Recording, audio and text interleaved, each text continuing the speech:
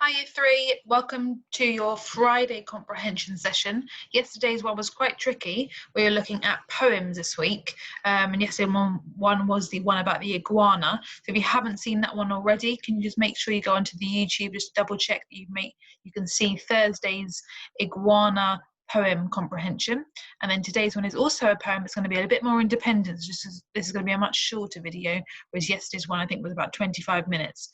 Have a lot more independent work today, and then we can mark your work on Tapestry to see if you understand what's going on. So I'm going to share my screen with you to look at today's one.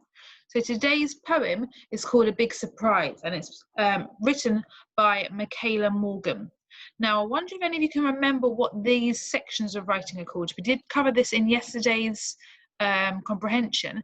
Now, when we do our writing, when we're writing a story, or when we're writing in our English lessons, we normally write a group of some lines together, we're called paragraphs, but I told you a word yesterday beginning with V that told you what these were called in a poem.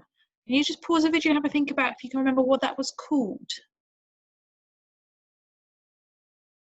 Okay, if you said verses, well done, that's fantastic. So when we have a song or a poem, when the writing is written in sections like this, they are called verses. Now this poem is written and it's got its lines, some of its lines are numbered to help you, so that if the questions refer to a certain number, rather than having to start from the beginning and count all the way down, it might say look at line 10, well you know that this is line 8, so that's line 9, that's line 10, that can help you as well.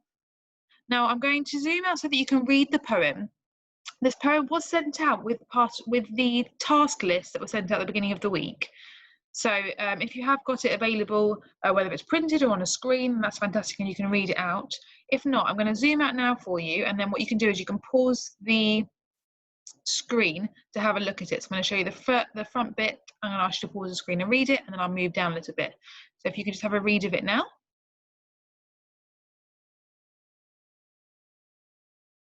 Okay.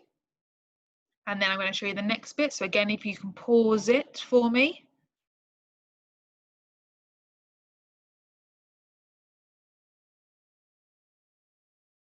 Okay, so hopefully you read that by yourself. Now I'm going to just read it through for you. So it's called A Big Surprise.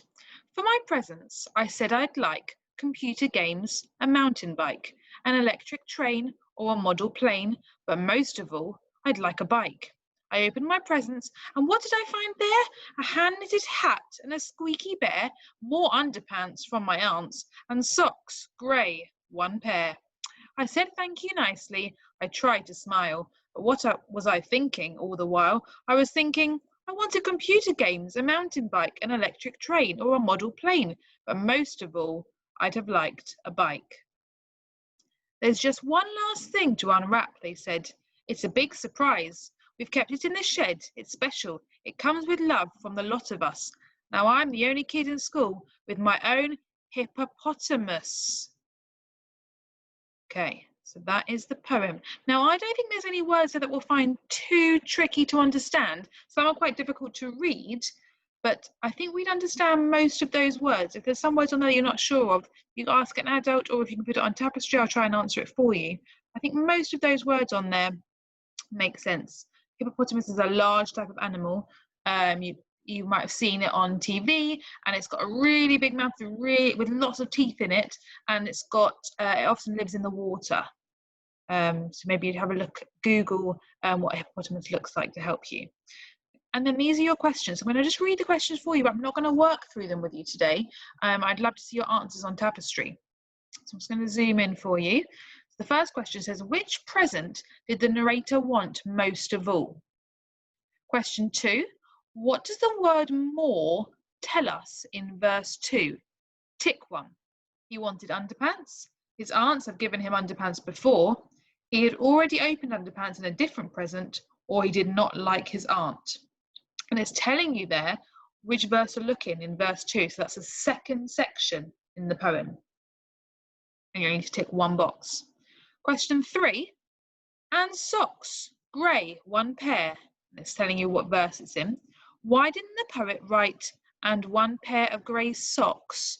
So why was it important that line ended in the word pair? Have a think about what we discussed yesterday when we looked at rhyming couplets that are on alternate lines? Have a think about that. Why was that line important that it ended in the word pair? Question 4. Write 2 pairs of rhyming words from the first 2 verses. So that means 2 pairs that rhyme and another 2 that rhyme from the first 2 verses. Question 5. Which word in verse 3 tells you the narrator didn't feel happy? So again, we're looking at the third section in that one.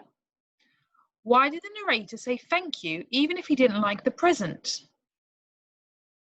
Question 7. It's a big surprise. We've kept it in the shed. That's in verse 4. What did the narrator think when he heard that? So think, what do you think the person who was telling the poem, what do you think he actually was going to have in the shed? And then explain your answer. Question 8. How do you think the narrator will feel when he sees the present? So the narrator is the person who's telling the poem. So this is the child who wanted the bike. How do you think the narrator will feel when he sees that present? And the last question, the poem has 5 verses. Draw lines to match the main idea to each of the 5 verses. You're going to have to look at each section and you're going to draw a line. If you haven't got this printed out, what you can do is you can number the sentences and number the verses. You can say verse 1 might be about the child says what he would like for his birthday. So you might write verse 1 goes with sentence 1, 2, 3, 4, 5. So you might write verse 1, 5. And you've got to match them up. So you're going to have to read the verses again and see which one goes with which verse. Okay, I'm going to zoom out for you so that if you need to pause the video to look at the questions, that's fine.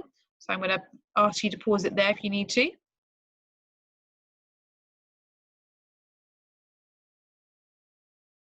Okay, I'm going to scroll down so you can see the last questions. And then you can pause the video there.